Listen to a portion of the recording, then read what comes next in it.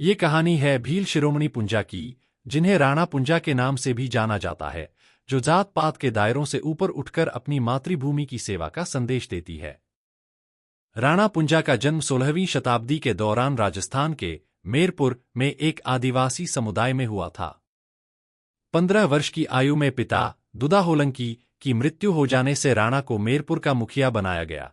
इनकी वीरता और सूझबूझ के चलते जल्दी ही राणा पुंजा को अरावली की पहाड़ियों में स्थित भोमट क्षेत्र का राजा बना दिया गया, जहां राणा पुंजा ने कई वर्षों तक निर्विरोध राज किया। सन 1756 ईस्वी में हल्दी घाटी के युद्ध के समय मुगलिया सेना को मेवाड़ तक पहुंचने के लिए अरावली की पहाड़ियों से होकर गुजरना था, जहां राणा पुंजा का वर्चस्व था। अतः मुगल नीतिकार बैरम खां ने अपार धन संपदा का लालच देकर राणा पुंजा को मुगलिया सेना की तरफ से लड़ने का प्रस्ताव भेजा, परंतु मातृभूमि के प्रति अपने दायित्व को सर्वोपरि रख राणा पुंजा ने महाराणा प्रताप का साथ दिया।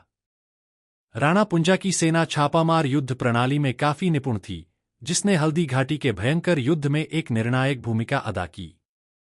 राणा पुंजा की भील सेना ने मेवाड़ी राजपूतों की सेना के साथ कंधे से कंधा मिलाकर हल्दी घाटी में अप्रतिम शौर्य का परिचय दिया, जिससे मुगल सेना को मुक्की की खानी पड़ी। पुंजा भील तथा उनके साथियों की युद्ध कला और उनकी सच्ची निष्ठा से प्रभावित होकर महाराणा प्रताप ने पुंजा भील को राणा की उपाधि से सम्मानित किया। यहां तक कि हल्दी घाटी का युद्ध समाप्त होने के बाद महाराणा प्रताप ने मेवाड़ के राज्य चिन्ह पर एक तरफ राजपूत सैनिक तो दूसरी तरफ भील सैनिक की आकृति चिन्हित करवाई थी।